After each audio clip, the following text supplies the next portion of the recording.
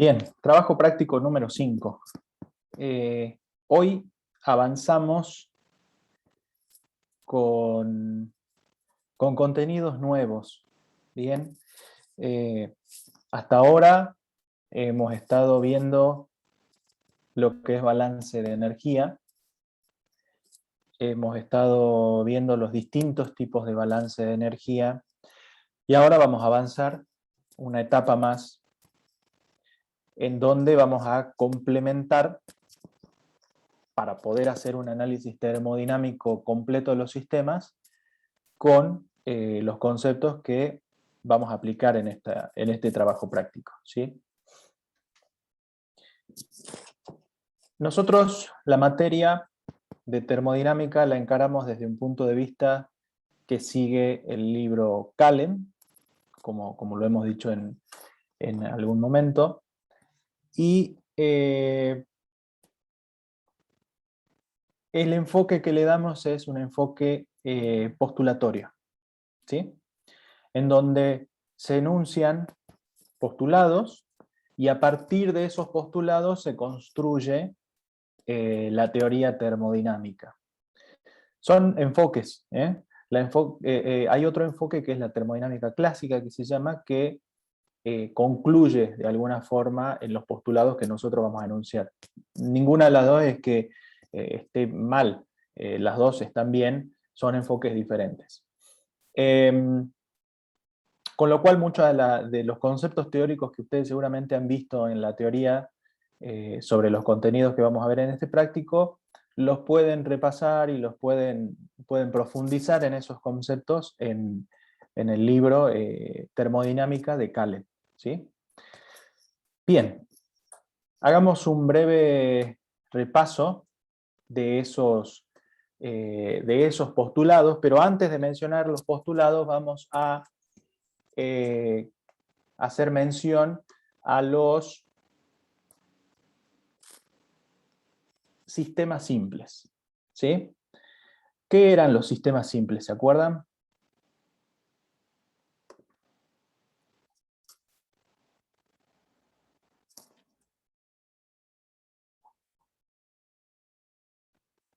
¿Alguien que se acuerde que era un sistema simple?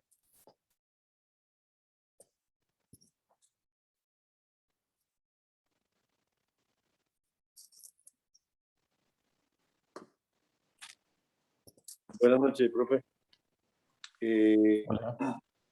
Un sistema simple transmite energía. ¿Cómo se caracteriza un sistema simple? Recibe calor, recibe trabajo y produce Eso calor. lo puede hacer cualquier sistema, no necesariamente un sistema simple. Cualquier tipo de sistema podría llegar a intercambiar energía, ya sea en forma de calor o en forma de trabajo. Los sistemas simples también, por supuesto, pero no es algo que los defina. Un sistema simple se define como aquel correcto, que es macroscópicamente homogéneo, ¿sí? Desde un punto de vista macroscópico, si observamos un sistema simple, parece homogéneo, es homogéneo, y además independizamos a ese sistema simple de factores desde el punto de vista de simplificar, ¿sí?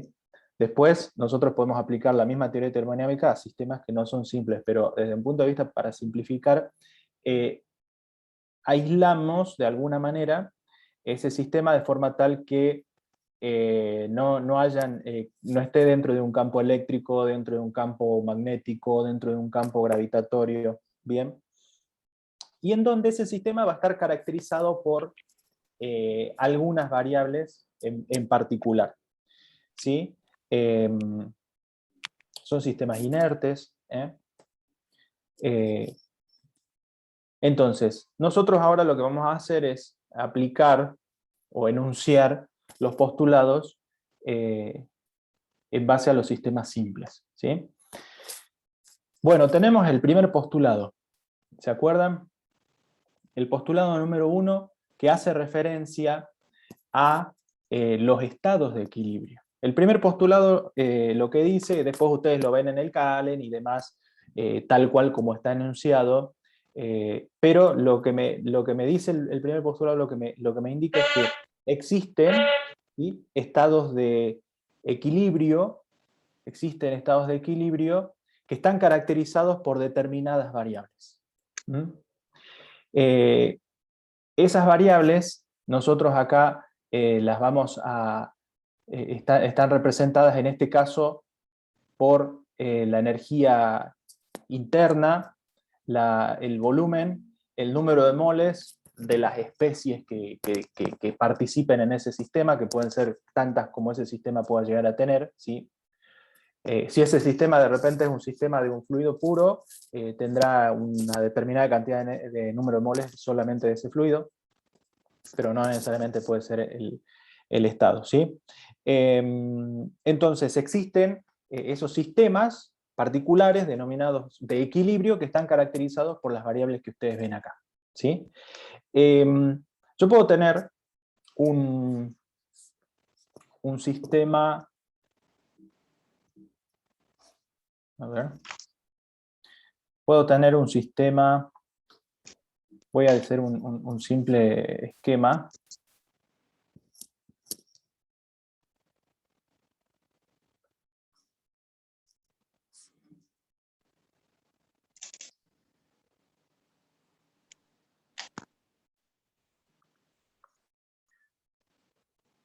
¿Sí? Dos sistemas voy a dibujar, que están separados por una pared. Y esos sistemas, cada uno de esos subsistemas están caracterizados por las variables que hemos mencionado. Vamos a poner n, un solo número de moles para simplificar solamente, ¿sí? Y esta pared que yo dibujé acá puede llegar a tener distintas características, ¿sí? Esa pared, por ejemplo, puede ser móvil o puede ser fija, puede conducir el calor o no, o puede ser permeable, ya sea que los componentes del subsistema 2 puedan migrar hacia el subsistema 1 y que los componentes del subsistema 1 puedan migrar hacia el subsistema 2. O puede ser permeable solamente a uno de los componentes. Entonces esa pared puede tener distintas características. A eso suele llamarse, y lo van a encontrar por ahí en distintas bibliografías, como ligaduras, ¿sí? Cómo está unido un sistema. Ahora, supongamos que ese sistema tiene una pared que es rígida, que no conduce el calor, ¿sí? Y además que no permite el pasaje de materia entre uno y otro. Entonces cada subsistema individualmente, tanto el subsistema 1 como el subsistema 2, va a estar definido por lo que enunciamos en el postulado 1, se va a encontrar en un estado de equilibrio, y va a estar definido por las variables energía interna, volumen y número de moles. Ahora, si de repente yo a esa pared que los divide le quito alguna de las condiciones, por ejemplo, dejo que esa pared ahora se pueda mover libremente. Le quito la ligadura de la pared fija, por decirlo de otra forma. ¿Qué va a pasar con ambos sistemas?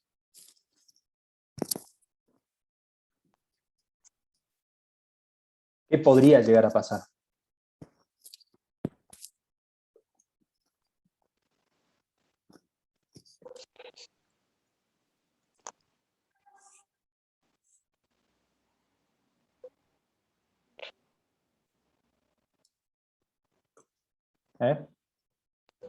A ver.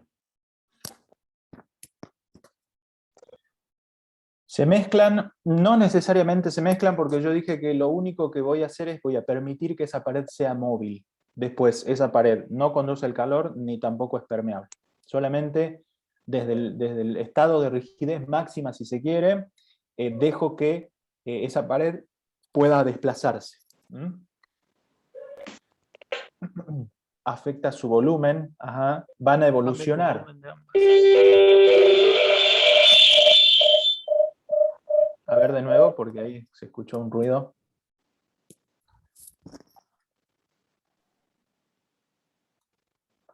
¿Qué es lo que va a pasar?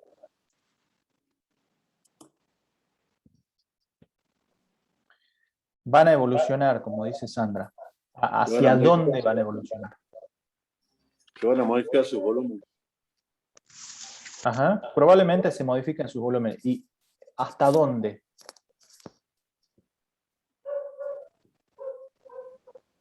Hasta que equilibre Hasta un su... punto de equilibrio. Hasta alcanzar un nuevo estado de equilibrio. ¿Bien? Y ahora, si yo de repente esa pared digo, ok, además de quitarle la restricción de que esté fija, le dejo que se mueva, y además de eso, la restricción que era una pared aislada, hago que ahora no sea aislada y que pueda conducir el calor. ¿Qué va a pasar con ese sistema? Con los dos subsistemas. Para equilibrar la temperatura de ambos. Van a alcanzar de nuevo un nuevo estado de equilibrio, ¿sí? Y así, sin hablar todavía de las temperaturas, ya enseguida vamos a hablar de eso, pero así van a ir alcanzando, en función de las restricciones o ligaduras que yo vaya quitando del sistema de que los conecta, los dos subsistemas o el sistema en conjunto va a ir alcanzando nuevos estados de equilibrio. Y esos nuevos estados de equilibrio van a estar caracterizados por variables, cualquiera sean las variables, V y N. ¿Sí? En cada nuevo estado de equilibrio esas variables se van a acomodar de forma tal de llegar a nuevos valores. ¿Sí? Bueno, ahora, si avanzamos un poco más, vamos a enunciar el segundo postulado, que es uno de los más importantes. ¿Qué dice el segundo postulado? El segundo postulado me dice que existe una función, ¿sí? Definida para todos los estados de equilibrio, en función de estas variables, que tiene una característica esa función. Esa función, cuando el sistema alcanza un nuevo estado de equilibrio, como lo que estábamos viendo recién, esa función se maximiza. Esa es su característica. ¿Sí? Es decir, que si yo en el sistema que estaba fijo mido el valor de esa función, era rígido, adiabático e impermeable, mido el valor de esa función, encuentro un determinado valor. Ahora, si yo le quito una ligadura al sistema, le quito una restricción, ese sistema alcanza un nuevo equilibrio, esa función va a encontrar un valor máximo. Y así, a medida que yo vaya quitando restricciones del sistema, esa función que está en función de los mismos parámetros de los cuales estamos hablando, va a ir alcanzando valores máximos. ¿Cómo se llama esa función? Que definimos. Entropía. Correcto, entropía. Entonces nosotros acá presentamos a la entropía como una función cuya característica es que en el estado de equilibrio esa función es máxima, con respecto a los otros estados. ¿Sí? Y sus variables son la energía interna, el volumen, el número de moles de las distintas especies. Entonces nosotros acá introducimos un nuevo concepto, que lo definimos, lo postulamos, decimos, bueno, existe esto. Después, la realidad tiene que demostrar, como esto es un postulado, la realidad tiene que demostrar que no hay situaciones en donde este postulado no se cumpla, y que de hecho es así. Por eso es que sigue vigente y va a seguir vigente. Entonces, nosotros definimos esa función, y esa es la principal característica, que es máxima en el estado de equilibrio. Esa función, sí. Perdón, cada vez que se modifica el equilibrio, la función alcanza su valor máximo. Correcto. Con respecto a el valor de la función en el estado anterior, digamos, ¿no? Es decir, que si yo tengo la función entropía para los valores de 1, B1 y N1 antes de cambiar la restricción, por ejemplo, de que la pared sea móvil, si la calculo me dará un valor. Si después yo quito la ligadura y de repente el sistema alcanza un estado de equilibrio, en función de haber retirado esa ligadura, el nuevo valor de entropía va a ser mayor, va a ser máximo, ¿sí? Con respecto a su estado inicial, digamos, ¿no? Mayor Entonces, también va a ser. ¿cómo? Va a ser mayor. Tiene que ser máxima. Ya lo vamos a ver gráficamente en un ejemplo. Bueno, pues. Ahora, hay otros postulados más, ¿bien? hay otro postulado más que es el tercer postulado, que es el que me da características matemáticas, si se quiere, de esa función. Y me dice que esa función, entropía, ¿sí?, es aditiva, o sea que yo puedo sumar las entropías de los distintos sistemas, es una función continua, es diferenciable, la puedo derivar, y además es monótonamente creciente de la energía. Bien, todas estas cosas nosotros las podemos expresar de forma matemática. Estas son características matemáticas de la función que acabamos de definir, de la función que acabamos de postular. Y por último, un cuarto postulado que me establece un valor de referencia, ¿sí?, que dice que la entropía es igual a 0 cuando la temperatura del sistema es igual a 0. Y acá hablamos de temperaturas absolutas, ¿sí? De ahora en más, y esto les adelanté la clase pasada, vamos a trabajar con temperaturas absolutas, ¿sí? Hay casos en los cuales se puede llegar a trabajar con escalas relativas, pero lo conveniente va a ser que se acostumbren a trabajar con temperaturas que están en escalas absolutas. Bien, en este caso, el valor de la entropía 0 está dado para la temperatura absoluta 0, ¿sí?, es decir, el 0 absoluto. Que si bien no es algo que en la realidad se pueda alcanzar o medir, pero es un estado de referencia que se define para esta función. ¿Sí? Entonces, de esta forma, mediante los postulados, nosotros definimos la entropía. Ahora ustedes seguramente se preguntan, ¿y para qué? O sea, ¿de qué me sirve definir y poner y darle todas estas características? ¿Qué piensan? ¿En base a lo que han visto ya o de lo que saben? ¿Cuál será la utilidad de esta función? Y acá es donde se empieza a poner interesante el tema. Medir el estado de energía del sistema.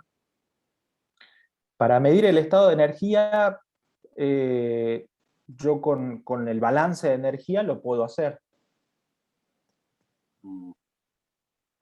Para establecer una relación fundamental, también dicen ahí. ¿Qué más? A ver.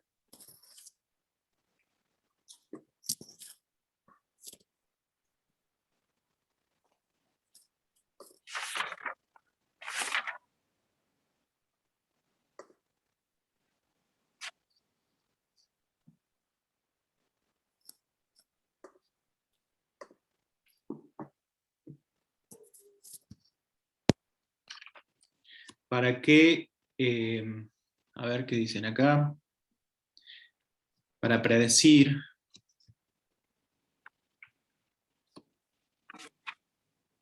Profesor, Para poder predecir el comportamiento de algún sistema. Sí. cuando decimos que es aditiva, continua, diferenciable, monótonamente creciente de la energía, es para asegurarnos de que sea máxima la entropía, ¿no? Sí, de alguna forma eso va a hacer que la entropía adquiera su valor máximo. Pero también da una base para poder trabajarla de forma matemática. Por razones de simplicidad, y ahí alguien pone para aumentar nuestro ego. No veo la relación, pero simplemente para decir, sé lo que es entropía. Pero, ¿qué más? A ver. Yo les hago una pregunta de un ejemplo bien sencillo, que probablemente tal vez en la teoría también lo han manejado o tal vez no. Cuando ustedes calientan agua, ¿sí? ¿Qué hacen para que el agua se caliente? Le damos calor. Ok. Bueno, ahora supongamos que yo calenté un litro de agua, lo que fuere, y lo dejo en el ambiente. Así, sin aislar, destapado, abierto. ¿Qué pasa con ese sistema que inicialmente estaba caliente? El agua toma la temperatura ambiente en un lapso de tiempo. El agua se enfría, ¿eh? Se va enfriando hasta que llegue a un valor. Yo desde el punto de vista del balance de energía, ¿puedo calcular qué cantidad de calor le entregó el agua a su medio ambiente, por ejemplo, en una determinada, para un determinado cambio de temperatura? ¿Se puede calcular? ¿Sí? Sí, pero Bien. ¿Todos lo ven? ¿Se puede calcular eso? Midiendo, obviamente, con las consideraciones necesarias. ¿Lo podemos hacer? Ok. Ahora, supongamos el caso hipotético, hipotético de nuevo, que yo digo, ok, ahora yo quiero, después que el agua se enfrió, ahora yo quiero que el sistema, que el entorno, que el medio ambiente en el que estaba ese vaso de agua o ese volumen, le devuelva el calor que el agua le entregó anteriormente. La misma cantidad que le devuelva. El entorno que se lo devuelva. Yo podría calcular de nuevo, escuchen la pregunta, yo podría de nuevo calcular qué cantidad de calor tendría que regresar al sistema, lo podría hacer calculando, decir, ok, entonces el ambiente le debe entregar tanta cantidad de calor. ¿Lo puedo hacer?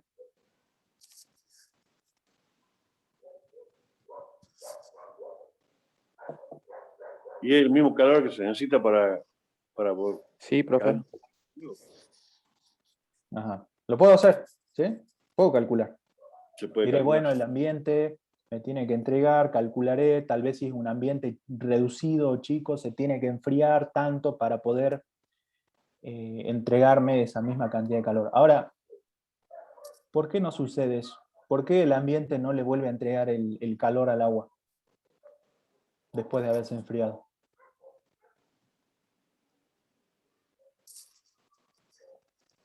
Desde un punto de vista de balance de energía, ¿podría suceder o no? Es decir, el balance de energía no me dice quién se tiene que calentar o quién se tiene que enfriar.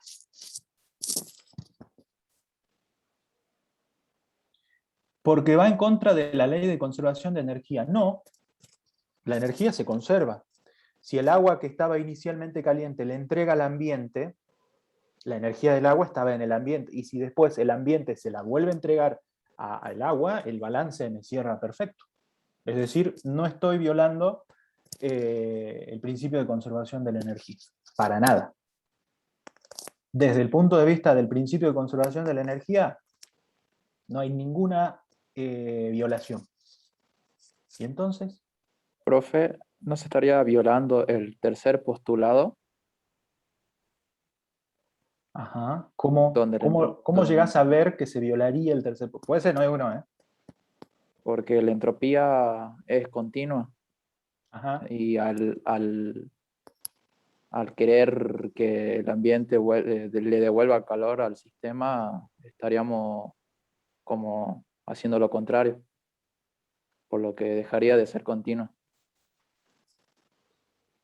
No afectaría la continuidad de la función entropía.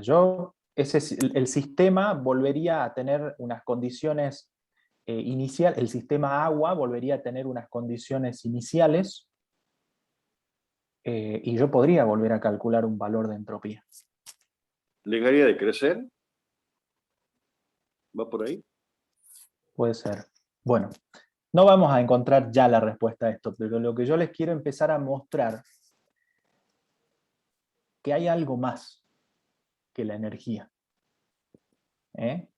Hay algo más que el simple hecho de poder, de intentar resolver cualquier problema mediante el uso del balance de energía solamente. Y es justamente eso. ¿Por qué un cuerpo frío no se puede calentar? ¿Por qué un cuerpo frío no se puede calentar absorbiendo calor, ¿sí?, de otro cuerpo que está más frío? ¿Mm? Por sí solo. Ahora, yo sí puedo enfriar un cuerpo frío, pero no lo puedo hacer de forma espontánea, ¿no? Bueno, La función entropía me limita y me da de alguna forma la respuesta a esas situaciones que con el balance de energía solamente no lo podría hacer. ¿Eh? Ese simple ejemplo que yo les di de que el agua se enfría produce un cambio de entropía en el sistema. Después lo vamos a calcular y vamos a hacer cálculos de cambios de entropía y demás, pero ese sistema del agua caliente que si yo la dejo en el ambiente y se enfría, produce un cambio de entropía positivo, es decir, va hacia una entropía máxima. Si yo quisiese que pase lo contrario, la entropía del sistema tendría que disminuir.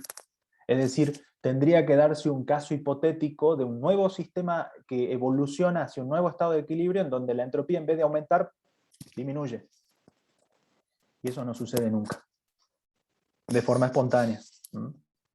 Hay veces en que yo puedo hacer cambios en la entropía que disminuyan, pero que tengo que trabajar sobre ese sistema y hacer algo más para que eso suceda. De forma espontánea, nunca. Entonces este postulado no se viola. Entonces, esa es la importancia de esta función. Me pone una segunda herramienta, me da una segunda herramienta para poder, y acá relaciona un poco con lo que ustedes de alguna forma decían, poder predecir qué va a pasar con un sistema. Yo con el balance de energía puedo hacer predicciones, pero en algunos casos, si yo no conozco, supongamos que todos estamos muy familiarizados con que un cuerpo caliente, si lo pongo en un ambiente frío, se va a enfriar, pero imaginemos que no, tratemos de abstraernos y de no haber estado con esa experiencia real, porque ¿por qué lo sabemos nosotros? Porque lo vivimos por la experiencia a eso, ¿no? Porque lo vimos. Pero, siempre pasó eso, nunca al revés, digamos.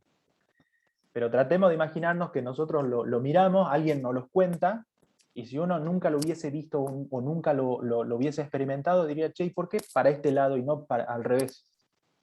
Uno podría empezar a cuestionarse eso. Bueno, la función entropía me da de alguna forma la dirección en la que van a ocurrir ciertos procesos. ¿Sí? Desde el punto de vista de la termodinámica clásica lo llaman el segundo principio de la termodinámica. El primer principio de la termodinámica se suele llamar lo que es el balance de energía, que es lo que todos hemos estado viendo, y esto de que estamos hablando, de esta nueva función, el segundo principio de la termodinámica, que la entropía siempre aumenta, que nunca disminuye de forma espontánea, de nuevo. Así lo van a ver en muchos libros también. Entonces, de ahí resulta la importancia de definir esta función, y a partir de la cual va a ser tremendamente útil hacer determinaciones y cálculos de variaciones de esta función. ¿Se entiende? ¿Se entiende el concepto? ¿Se entiende el enfoque que le estamos dando a esto? ¿Se entiende de dónde surge y cuál es la necesidad y cuál es la funcionalidad de esto? A menos, sin haber hecho ningún cálculo todavía, sin haber entrado a desmenuzar la función, ¿se empieza a comprender?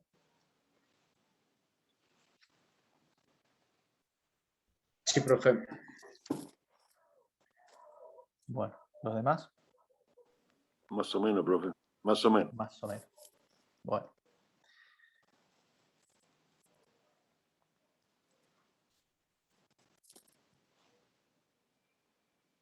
Está muy callado el chat. Bueno. Justo ahora que lo estoy mirando, va queriendo. Bueno, eso es lo importante, que vaya queriendo. No es que van a salir a esta clase siendo expertos un viernes a la noche en entropía, pero que vaya queriendo es importante. Sí, entiendo, es viernes. Y el cansancio es como la entropía, ¿no? Siempre aumenta también.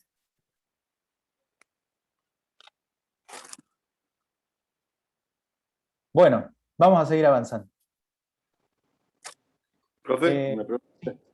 ¿Tiene que ver entonces con que la entropía por sí sola no disminuye? Correcto. Así ¿Y en qué es. forma podemos hacer nosotros que dimos? Si calentamos de nuevo el agua, por ejemplo. Ya lo vamos a ver. A ver. Ya lo vamos a ver. Bueno, y ahora, habiendo definido esta función, lo que podemos hacer es escribir lo que llamamos las relaciones fundamentales, ¿sí? Hay dos formas de plantear una relación fundamental. Acá dice, se confunde la entropía con desorden. Bueno, sí, porque es más fácil a veces de ver. Entonces, un sistema todo súper desordenado, uno dice, ok, tengo mucha entropía. Es una forma que no está mal, pero que no es del todo completa, ¿sí? Yo les voy a dar un ejemplo, si se quiere. Imagínense que ustedes, y esto está en un libro, lo leí por ahí, imagínense que ustedes entran a una librería o a una biblioteca, ¿sí? Entran a una biblioteca y de repente se encuentran con todos los libros súper ordenados, con carteles en donde dice acá están los libros de física, acá están los libros de química, acá están los de termodinámica, ordenados alfabéticamente por autor, por año, ¿sí? Un caso. Y ahora supongamos, imaginemos otro caso en donde entran a la misma librería o biblioteca en donde todos los libros están mezclados unos con otros. ¿Dónde le va a costar más trabajo a ustedes encontrar un libro? ¿Dónde van a tener que ustedes hacer más esfuerzo para encontrar un libro? Donde está desordenado, ¿sí? Entonces, se relaciona cuando un sistema tiene mayor entropía, yo de alguna forma para lograr mi objetivo, sea el que fuere de un sistema, tengo que esforzarme más, tengo que hacer algo más. La librería toda desordenada por sí sola no se va a ordenar. Por lo tanto, a mí me va a costar encontrar un libro. Entonces, ¿yo qué tendría que hacer? Ponerme a ordenar, hacer un trabajo, efectivamente, para tratar de que el sistema desordenado vuelva al sistema ordenado. Entonces, de alguna forma, y esto está un poco relacionado a la pregunta que me hacían recién, si yo quiero provocar un cambio de entropía de un estado de mayor entropía a un estado de menor entropía, por sí solo no va a pasar. La librería sola, la biblioteca sola no se va a acomodar. Ahora, si va alguien y acomoda se pone a ordenar libro por libro y le llevará un tiempo y le demandará un trabajo, bueno, puede ser. Pero algo tengo que hacer. Por sí solo el sistema no va a volver. Entonces ahí, en este simple ejemplo, se puede relacionar el nivel de caos, el nivel de desorden, con un nivel de entropía mayor. Y relacionar también, y esto también lo vamos a ver, con que si yo quiero volver a un estado de mayor orden, de menor desorden, algo tengo que hacer, por sí solo no va a pasar. Si yo quiero el vaso de agua, o el ejemplo que estábamos hablando inicialmente, si yo quiero que se vuelva a calentar, estaba caliente, se había enfriado, ¿qué tengo que hacer? ¿Qué tendría que hacer si yo quiero que se vuelva a calentar? Porque ya dijimos, por simplemente yo pedirle al ambiente, che, volverle a entregar el calor, eso no va a pasar. ¿Qué tengo que hacer? Encender de nuevo la hornalla. Tengo que volver a calentarla, tengo que hacer un esfuerzo nuevamente, ¿sí? Entonces, de alguna manera vamos relacionando que los procesos espontáneos, los procesos que se dan de forma natural, van a evolucionar a un nuevo estado de equilibrio de mayor entropía. Ahora, los procesos que no son espontáneos, los procesos en los cuales yo quiero volver hacia atrás de un valor de mayor entropía a un valor de menor entropía, algo tengo que hacer, un esfuerzo tengo que hacer, un trabajo sobre ese sistema necesariamente tengo que hacer. Bueno, vamos entendiendo un poco el concepto. Son ejemplos, estoy tratando de dar ejemplos simples, Después vamos a entrar en ejemplos ya más prácticos, pero la entropía tiene que ver con esto, ¿sí? Tiene que ver con el sentido, con la dirección de un determinado proceso, donde hacia dónde va. Entonces va en contra de la mejor dirección. ¿Cuándo es positivo, profe? ¿Cómo? ¿Cuándo es positivo, digamos, la dirección? O buscamos el equilibrio, digamos. A ver, trato de interpretar, y esto lo vamos a ver después con ejemplos, ¿no? Cuando hagamos cálculos de cambio de entropía, vamos a evaluar su signo, de si es positivo o negativo. Lo que ahora yo les adelanto, si se quiere, es lo que les dije recién. Los procesos espontáneos, los que se dan de forma espontánea sin que yo tenga que hacer un esfuerzo, van a ir de un estado de entropía menor a un estado de entropía mayor. Por lo tanto, si yo calculo su cambio de entropía, ¿cómo va a ser? Positivo. ¿Sí? Si yo evalúo el valor de la entropía final menos el valor de la entropía inicial, y donde dije que va de un estado de menor entropía a un estado de mayor entropía, su cambio de entropía va a ser positivo. ¿Sí?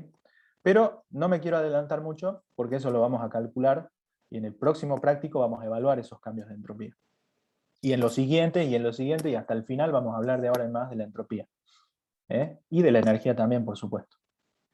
Bueno, les decía yo que ahora podemos escribir las relaciones fundamentales. Las relaciones fundamentales son relaciones que tienen como función las variables que habíamos definido anteriormente. Yo puedo escribir, por ejemplo, la función entropía, como recién la definimos, ¿sí? En función, acá para simplificar voy a usar un solo número de moles, ¿sí? En función de la energía interna, el volumen y el número de moles. A esta representación se la conoce como representación entrópica. ¿Bien? De la relación fundamental. ¿Qué es una relación fundamental? Una relación fundamental es una función, una ecuación, que tiene todo el contenido, toda la información termodinámica posible de ese sistema. Es decir, que si yo puedo conocer la relación fundamental de un determinado sistema, puedo hacer cualquier cálculo, cualquier estimación, cualquier predicción termodinámica de ese sistema. Puedo saber cómo va a evolucionar cuando le cambio la temperatura, puedo saber cómo va a evolucionar cuando le cambio el volumen, puedo saber cómo va a evolucionar cuando interactúa con otro sistema. Podría llegar a calcular lo que se me ocurra desde el punto de vista termodinámico si yo conociese la relación fundamental. Es una ecuación que está en función de las variables que hemos presentado inicialmente.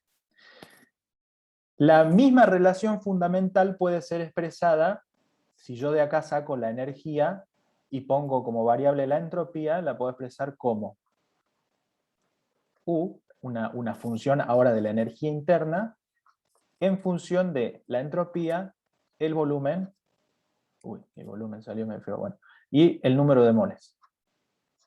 ¿Sí? Entonces dijimos, esta relación fundamental es la relación fundamental, ¿sí? Entrópica, en términos entrópicos,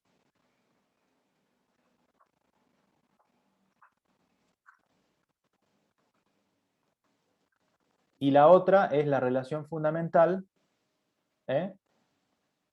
energética.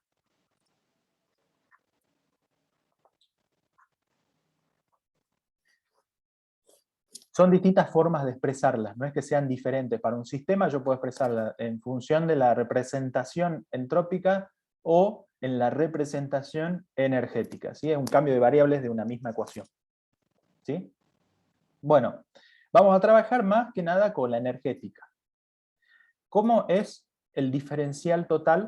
Pregunta matemática. ¿Cómo sería el diferencial total de la representación, de la relación fundamental en la representación energética? A ver si alguien me quiere dictar. ¿Cómo es el diferencial total de esta? La derivada parcial de la energía Profe, es una con ecuación respecto a la que va entropía. con... A ver, es una ecuación con derivadas parciales. Ok, bueno, con derivadas parciales. Entonces, a ver, dijimos, diferencial total de U. ¿Igual a qué es? Vamos.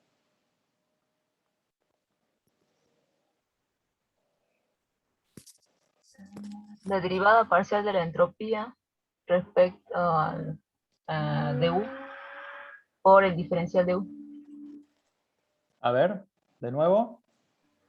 La derivada parcial de la entropía respecto a du, o sea, ¿Están todos de dirigente. acuerdo con eso? Es al revés, creo. Al revés, profe. Ajá, ok. Entonces es la derivada de De U. U U con sobre la respecto derivada a... parcial de S, de la entropía. Bien, ¿y qué más? Multiplicado por el Volumen y Por el diferencial de diferencial de S. entropía. Es Por... esa volumen y número de moles constante. Correcto. Eso. A volumen y número de moles constante, porque después vamos a analizar. ¿Qué más? Ahí se termina. Más. Más. Sí. La derivada parcial de la energía con respecto al volumen. Con respecto a... volumen. Bien. A entropía y número de moles constante. Ok. ¿Qué más? Por el diferencial de volumen. Bien. Y finalmente...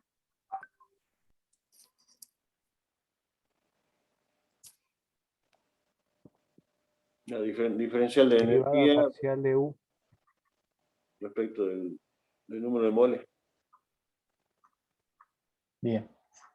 En este caso mantenemos S y B. Constante, diferencial de N. Bueno, ¿ahí está? ¿O falta algo? El profesor Sakur decía N sub J, pero no entendí por qué. N sub J porque yo le dije que a fines de simplificar esta ecuación, yo acá puedo tener N, a ver, voy a señalar con... Yo puedo tener acá más variables, no solamente N, puedo tener N1, N2, N3, según tantos componentes tenga mi sistema. Y en ese caso yo acá voy a poner NJ, ¿sí? Voy a tener tantos términos en este sentido como número de moles de distintos componentes yo tenga. Y acá yo simplemente estoy asumiendo que tengo un solo componente, por lo tanto evalúo el número de moles solamente de ese componente. Pero yo podría tener dos componentes, o tres, o cuatro. Y entonces se me agregarían los distintos términos, ¿sí? de la variación de la energía interna con respecto al número de moles de los distintos componentes. ¿Sí? ¿Y Acá, ese es el único elemento que puede haber varios? sí, Sí, ¿no? sí. De la entropía y... La entropía y es del sistema, el volumen es del sistema, y ahí incluyo todo. Ah, bien, gracias. ¿Bien? Profe, Ok. y si hubieran varios componentes, cuando estamos calculando la derivada parcial con respecto a uno, ¿el resto también es constante? Exactamente, correcto. Bien.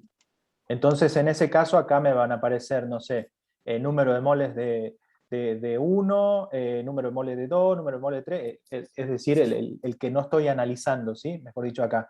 SB, y si este es número de moles 1, acá tendré que mantener constante el número de moles 2, el número de moles 3, y así. ¿Qué es lo que hago yo desde un punto de vista conceptual al analizar un diferencial total?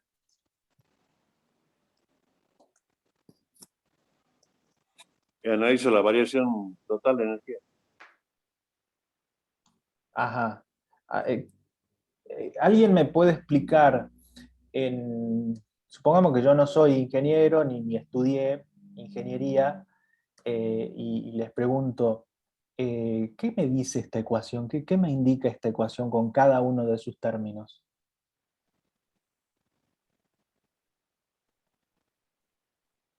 A ver, hay alguien que me está haciendo una observación, que tal vez yo me equivoqué.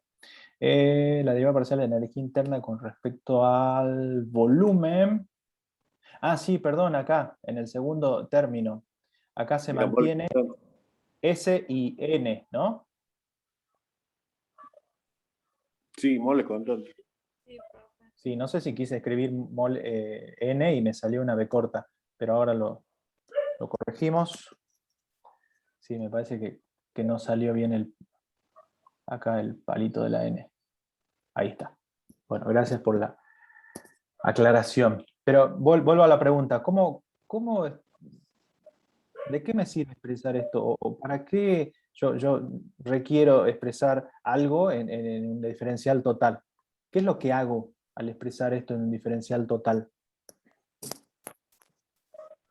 Profe, puede ser como que el cambio que sufre esa variable respecto a otras variables.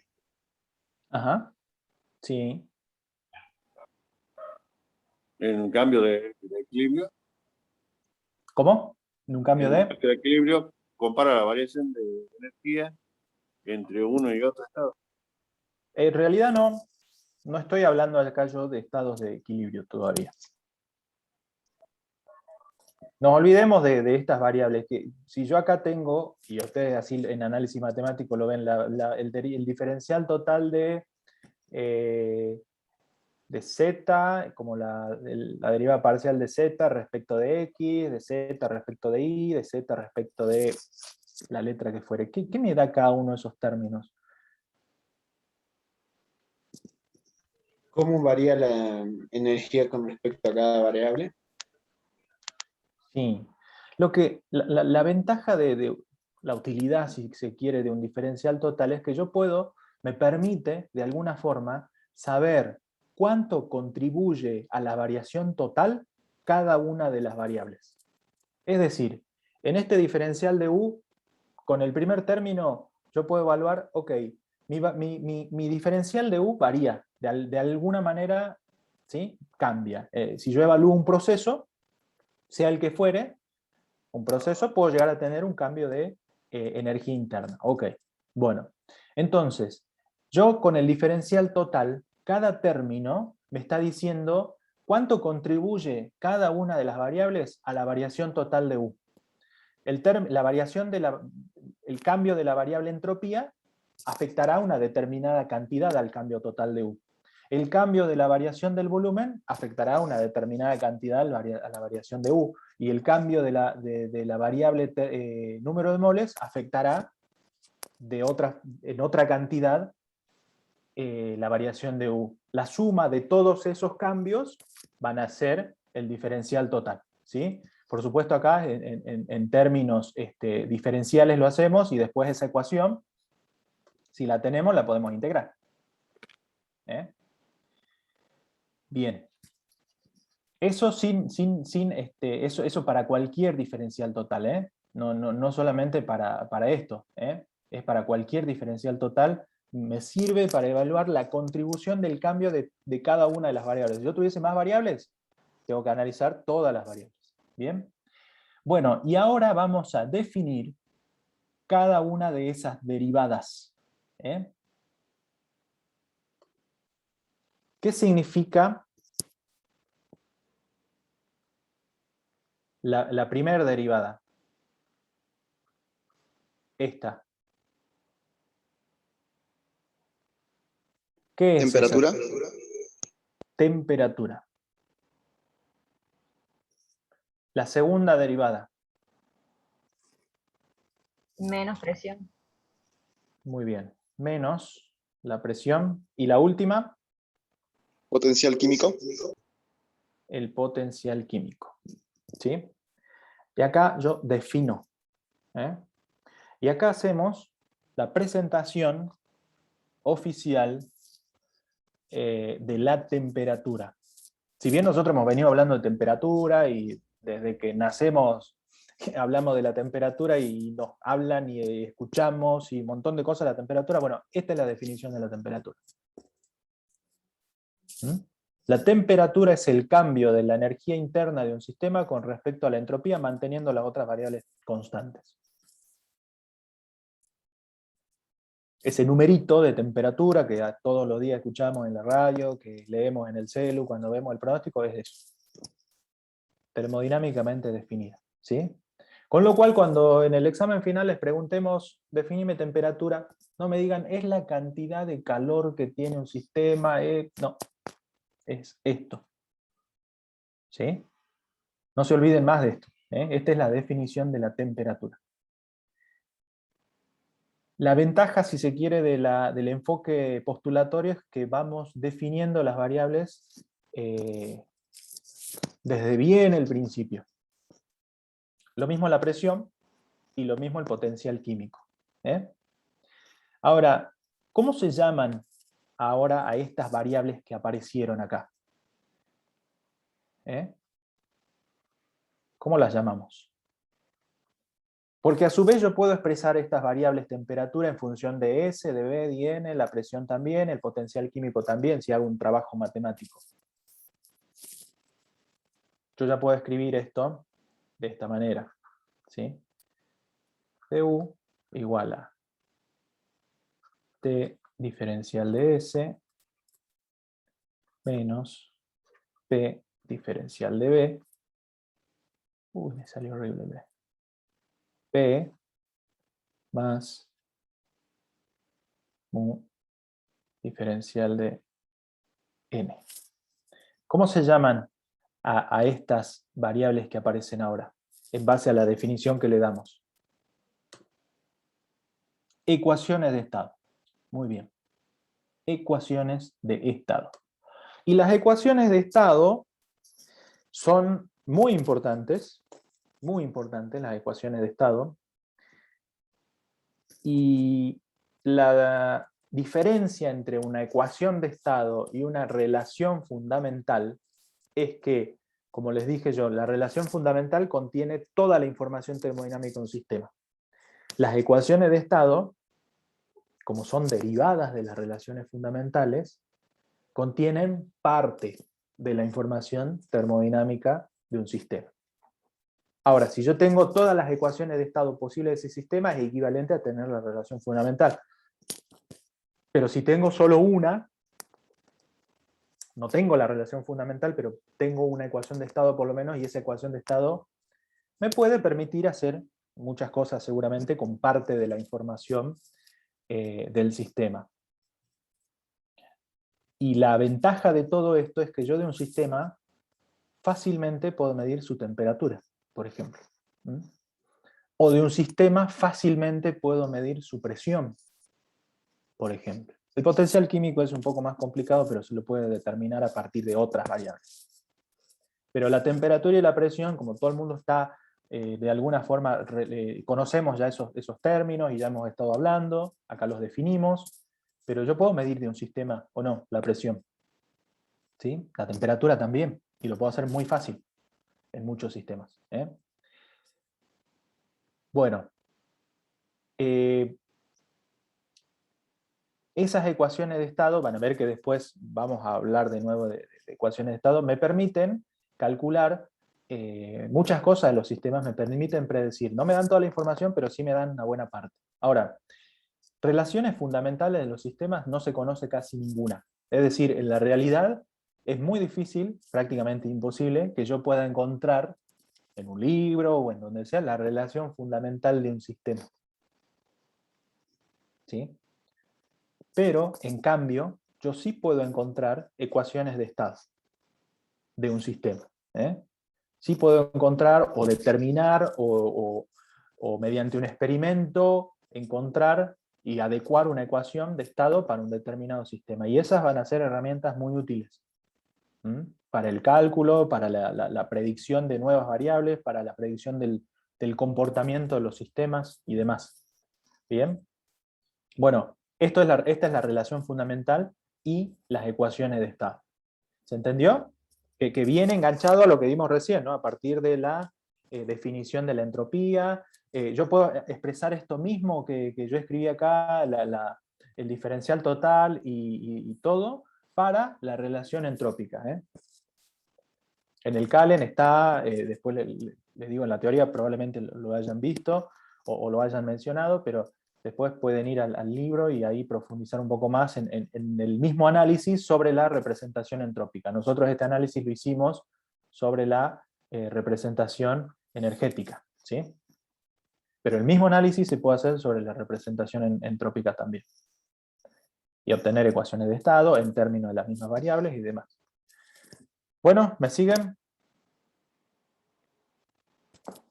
Ahora vamos a analizar un poco ya los contenidos del trabajo práctico, ¿sí? Que vamos a hablar de esto. En este trabajo práctico vamos a hablar de estas cosas.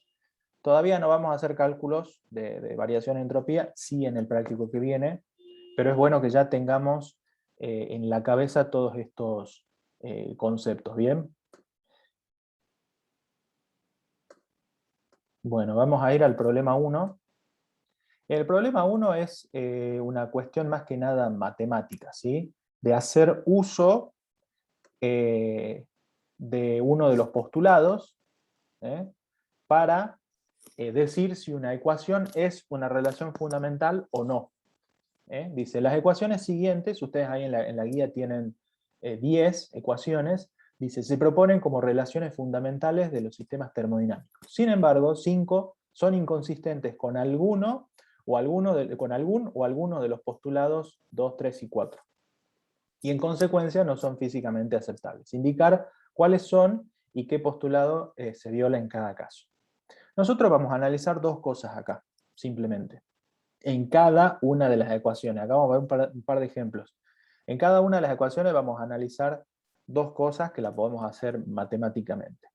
Vamos a analizar si son homogéneas y vamos a analizar su monotonía. Bien. ¿Se acuerdan que habíamos dicho que la entropía, en uno de los postulados, hablábamos de que era aditiva, continua, diferenciable? Bueno, el hecho de que sea aditiva una función, matemáticamente, me indica que es homogénea de primer orden. ¿Sí? Eso yo lo puedo escribir, lo puedo demostrar matemáticamente sobre cada una de estas funciones. Bien, entonces eso es lo que vamos a hacer, por ejemplo, con esta primera ecuación. Que sea homogénea, ¿qué significa de primer orden? Significa que si yo multiplico la función total, digamos, ¿no? la ecuación, si yo multiplico en este caso a la entropía por un valor constante, eso tiene que ser equivalente, si es homogénea de primer orden, a yo multiplicar cada una de sus variables por esa misma constante. De esa forma yo voy a demostrar, o no, si es que una función es homogénea de primer orden. Es decir, vuelvo a repetir, tendría que ser equivalente el hecho de multiplicar la función, en este caso entropía, por una constante, debiera ser equivalente a que yo multiplique cada una de las variables, en este caso n, b y u, por esa constante, y que se siga manteniendo la igualdad. En todos los casos ustedes van a ver que hay otros parámetros en las ecuaciones, pero son constantes esos parámetros, ¿sí? Por ejemplo, todo esto son parámetros constantes, ¿bien? Así que esto yo directamente puedo decir, esto es una constante, le pongo un nombre de A, por ejemplo, y las variables son el número de moles, el volumen y la energía interna, que son las variables que hemos dicho que vamos a trabajar. Esto no me cambia nada, no me afecta. Yo con las variables que tengo que trabajar son V y N, en el caso de la entropía. Bien, entonces, a ver, hagamos el análisis de si es homogénea de primer orden o no, en este caso. Entonces dijimos que vamos a evaluar eso. ¿Cómo lo vamos a hacer? Si yo multiplico por lambda, por ejemplo, a S, tendría que ser, si es que es homogénea de primer orden, equivalente a multiplicar. Acá ya a toda esta constante la llamé simplemente A, ¿sí? Tendría que ser equivalente a multiplicar lambda por N, lambda por B y lambda por U. ¿Sí? ¿Es igual? ¿Se mantiene esta igualdad? En esta ecuación. No. ¿Por qué? Sí, profe. Si yo multiplico acá, todo esto está dentro del paréntesis, ¿qué voy a obtener? No puedo meter una constante dentro del paréntesis. Es una raíz cúbica. ¿Por qué no lo puedo hacer? Yo multiplico la variable. Tendría que estar elevada al cubo entonces para Ahí está el meterlo. cubo, pues. Está el cubo, Ariel, hola. Ariel. Ah, Cuando yo multiplico acá, me queda el cubo. Tengo lambda por n, lambda por b y lambda por u. Eso es equivalente a lambda al cubo ay, perdón, sí, tienes razón. y u. Es viernes. Está bien. Entonces, sí, es equivalente. Me queda lo mismo, digamos, ¿no? Acá hice simplemente el agrupar el lambda al cubo, y como esto está todo elevado a la 1/3, me queda que es lambda por la función original que tenía. ¿Sí? O sea que sí, en este caso, esta función es homogénea de primer orden. Ahí lo tienen. Saqué lambda afuera, entonces me queda lambda por s, y del otro lado lambda por todo el resto de la ecuación. Es lo mismo. Entonces, verifico que esta función es homogénea de primer orden. Pero no es lo único que yo voy a verificar. Ahora voy a verificar también la monotonía con la energía. Y eso, ¿a partir de qué lo haríamos? A ver si se ¿De la acuerdan. derivada, profe? La Ajá, derivada primera, asigno a la derivada primera. Ok, ¿de la derivada de qué con respecto a qué? De S respecto a cada una de las derivadas. Sería la derivada total. Yo quiero comprobar la monotonía con quién. De S con quién. Respecto a la energía, perdón. Porque el postulado, ¿se acuerdan que me decía que la entropía era monótonamente creciente con U? Entonces, bueno, lo vamos a hacer de esta misma ecuación. Yo lo que hice acá fue simplemente expresar a la ecuación, separar U, ¿sí? Porque lo que yo quiero hacer es evaluar la derivada con respecto a U. Bien, por eso es que simplemente la escribí de esta forma. Sigo llamando a todo esto que les dije, nb a la 1/3, u a la 1/3. Bien, y ahora vamos a calcular la derivada. ¿Sí? ¿Cómo tiene que ser esa derivada? Positiva. Positiva el signo. Bien. Bueno, y en este caso,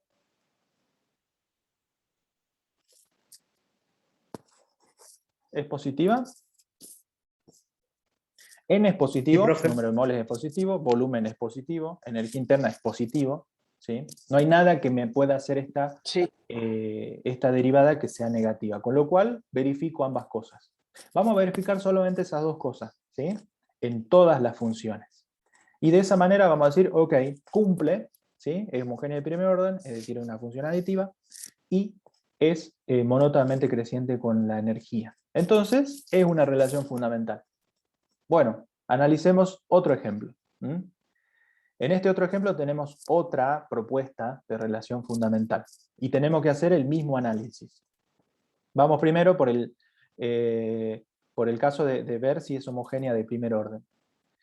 Hacemos el mismo procedimiento, multiplicamos la entropía por una constante y después cada una de las variables por la misma constante y evaluamos a ver qué pasa. En este caso, ¿son iguales o no?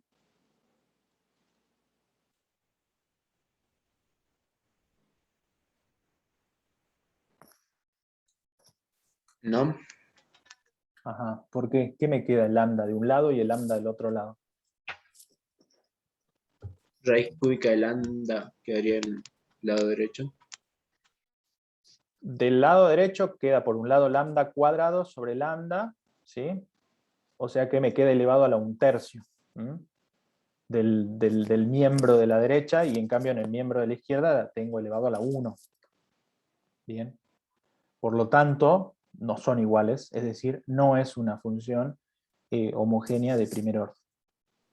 ¿Sería Entonces, el segundo? Ya es de otro orden, digamos. Bien. En este caso no busco... interesa, digamos. Exactamente, no busco conocer el orden. El hecho de que ya sea de un orden distinto al primero, ya me invalida Y la otra cosa es que ya no necesito analizar la monotonía también, porque una que no cumpla deja de ser relación fundamental. ¿Sí? Entonces, en este caso, no cumple con la condición de ser homogénea de primer orden, ni analizo la monotonía. Tal vez lo es o no, no me interesa porque ya no cumple, así que no es relación fundamental. ¿Sí? Entonces, esto más que nada para ejercitar un poquito la parte matemática de las características de la relación fundamental. Bueno, ese mismo ejercicio que hemos planteado dos ejemplos acá, lo van a hacer ustedes con las demás funciones, ¿sí? Hasta determinar 5 que son relaciones fundamentales y 5 que no son. ¿Mm? Bueno, esta parte es ya empezar a trabajar un poquito con los sistemas. Este problema es muy simple, pero sirve después para resolver otro. Dice, la relación fundamental de un sistema A es, y ahí la tiene, ¿sí? S del sistema A, es decir, la entropía del sistema A como relación fundamental en función de número de moles de A, volumen de A, energía interna de A. Y la de un sistema B es, y ahí la tiene, ¿sí? La función S del sistema B, toda esa constante que está entre paréntesis elevada a la 1/3, número de moles de B, volumen de B, energía interna de B a la 1/3. ¿Cuál es la relación fundamental del sistema compuesto A más B? ¿Cuál sería? Ya estamos diciendo que son relaciones fundamentales, y acá ya partimos de eso. ¿Cuál va a ser la relación fundamental del sistema compuesto? La suma de ambas La relaciones. suma de ambas, ¿sí? En base al postulado que me decía que la entropía es una función aditiva, bueno, yo puedo sumar las entropías. Para conocer la entropía total de un sistema, puedo sumar las entropías de cada uno de ellos. Por lo tanto, en este caso, simplemente la entropía del sistema compuesto AB va a ser la suma de las dos relaciones fundamentales de los sistemas. Si yo tuviese un tercer sistema con su relación fundamental, la tendría que considerar, y así, ¿no? Según cuántos sistemas tenga. Eso debido a la propiedad de aditividad de la entropía. Bueno, después vamos a usar esto para otro problema. Profe, Sí. quería hacer una pregunta del problema anterior, del que no era relación fundamental. Sí. ¿Cuál de los postulados era el que no cumplía? Y el de la aditividad. El que plantea que la entropía es una función aditiva, sería el tercer postulado. Bien.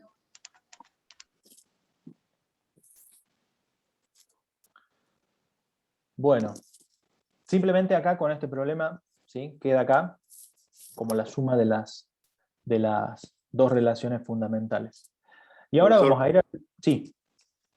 Supongamos que el sistema B tiene una variable que no interviene.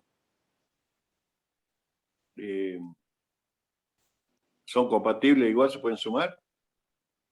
Una variable que no, perdón, no te tomé esa parte. Una variable. Puede haber una variable que no intervenga ahí, o en todos los sistemas intervienen las tres variables. Volumen, mole. Como mínimo van a intervenir esas variables. Como mínimo, bien. Sí, pero puede haber casos en que no varíen algunas. Si es relación fundamental, yo la puedo sumar. Supongamos que el sistema A tiene un solo componente y el sistema B tiene dos componentes, por lo tanto tiene número de moles del componente I y del componente J. Igual lo puedo sumar. Sí. ¿Mm? Bien. No sé si a eso te referías. Yo la formulé mal. No, está bien. Sí, entendí. Vamos a ir al problema 4, en este caso. Que habla un poco de lo que hablamos en la introducción. Dice, encontrar las tres ecuaciones de estado para un sistema que tiene la relación fundamental que está ahí. Fíjense que esa relación fundamental está expresada ya en la representación energética, ¿sí? Es U en función de, ahí está la entropía, el número de moles y el volumen.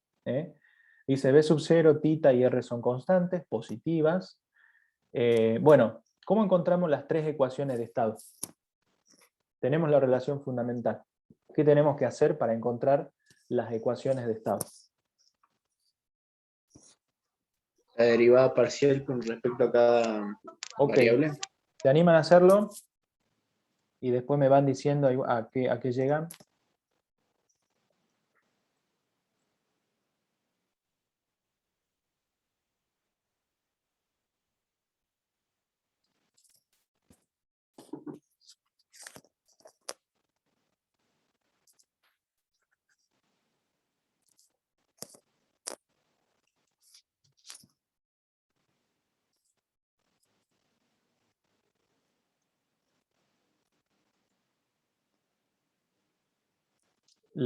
Como dice ahí el B0, tita y R son constantes, ¿sí? Así que le pueden poner el nombre que quieran o llamarla simplemente A, como hice yo en los ejemplos anteriores. Es ¿Profe? Sí. Puede ser que a mí la primera me dio con respecto a la entropía, bueno, la constante, ¿Está bien? y por 3s al cuadrado Ajá. sobre número de moles por volumen. Ok, bien. ¿Y eso sería qué? Esa primer ecuación de estado, ¿cuál de las variables sería? La temperatura, profe. Ok, muy bien. La temperatura, ¿sí? Entonces, ¿qué es lo que has planteado? Que la temperatura es igual a la derivada de la energía interna, de la función, en este caso, de la relación fundamental en términos energéticos, con respecto al volumen, a la entropía, perdón, manteniendo volumen y número de moles constante, ¿sí? Y la derivada de esa función me queda 3 por el producto de por la constante, entropía al cuadrado sobre N y B. Esa sería la primera ecuación de estado. ¿Bien? Bueno, ¿qué más?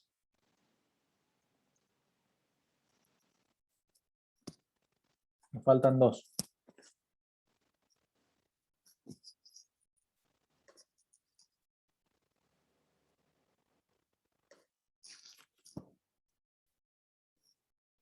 La depresión, profe. Bueno, vamos con la depresión. No sé si Sandra De estaba... U en respecto de B Ajá. es igual a menos el A por entropía al cubo sobre número de moles al cuadrado por B. A ver esa última parte. ¿Cuál es la variable? Si es que queremos hablar de la ecuación de estado de la presión. Ah, perdón, era el volumen al cuadrado. Ok. ¿Mm? Se Número equivocó. de moles por volumen al cuadrado. Sí, sí. Bueno, ahora sí. Ahí está.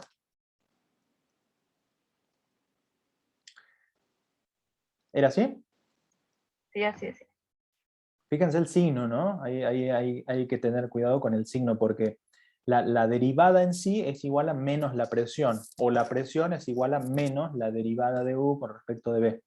Y ahí ese signo menos se cancela con el signo menos que resulta de derivar el volumen al cuadrado, ahí, del volumen, digamos, ¿no? De la derivada del volumen.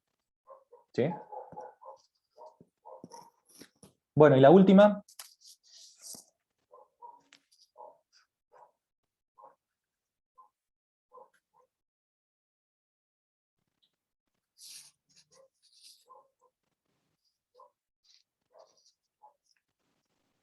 La del potencial químico, profe. Ajá. Que es la derivada parcial de U con respecto al número de moles, que igual a menos A por Bien. entropía al cubo sobre número de moles al cuadrado por volumen. Bien, correcto.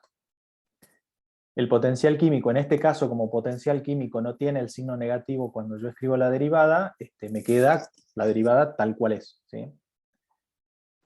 Bueno, y esas son las tres ecuaciones de estado. Como yo les decía al principio, si yo dispongo de las ecuaciones de estado de un sistema, de una de ellas, dispongo de parte de la información termodinámica de un sistema. ¿Mm? No de toda la información, dispongo de parte de la información termodinámica de un sistema. ¿Sí? Bueno, y después dice colocar el potencial químico en función de la temperatura, del volumen y del número de moles. ¿Cómo lo podría hacer?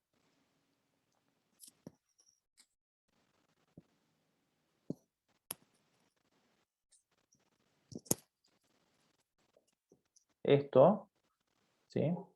El potencial químico, así como lo obtuvimos nosotros, está en función de la entropía, del número de moles y del volumen.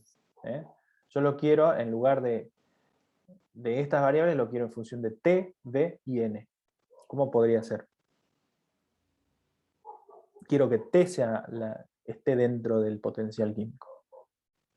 Despejo la entropía en la fórmula de la temperatura. Bien. Ujú.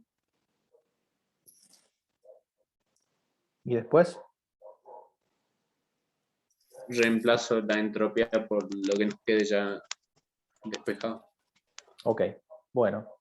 Entonces vamos a hacer lo que dice su compañero.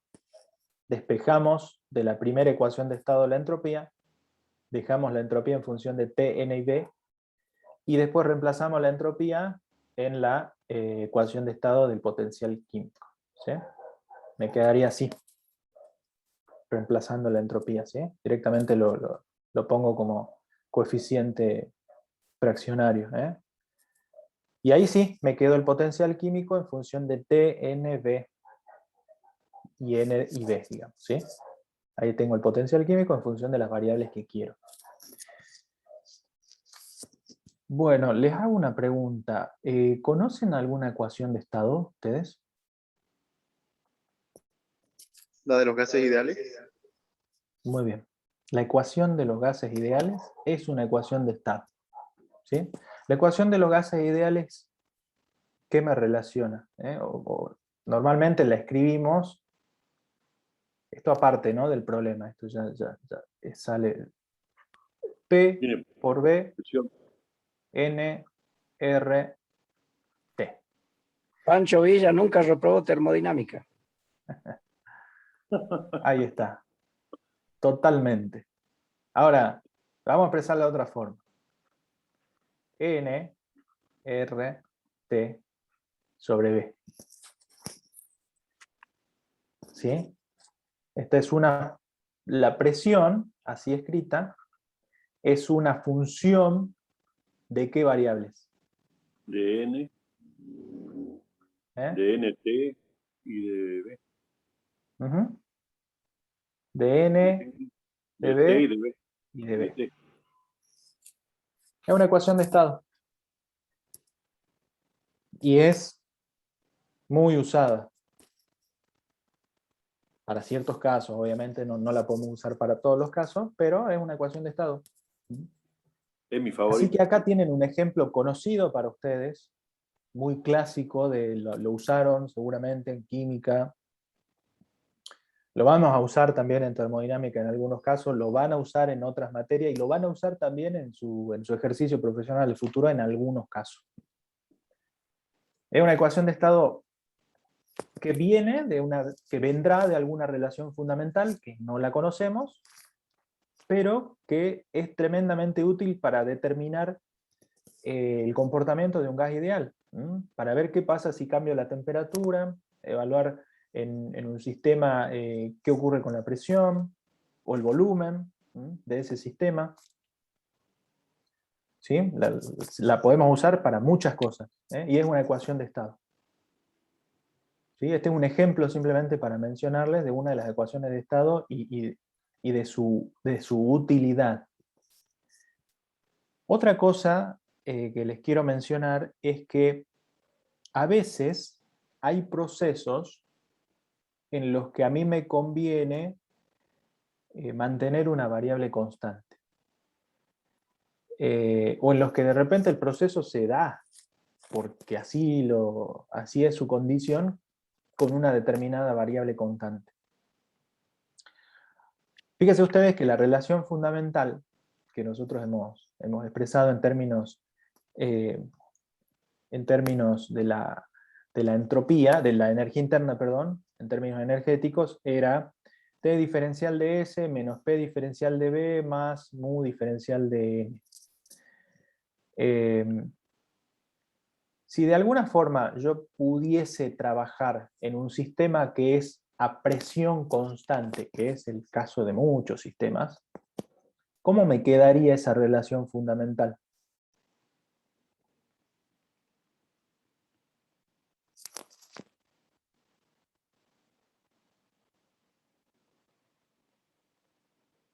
Temperatura más potencia química. La diferencia de... ¿Cómo, profe? En forma completa, me quedaría T diferencial de S más mu, potencial químico, diferencial de N. Es decir, que para un proceso a presión constante, por ejemplo, esa relación fundamental se simplifica.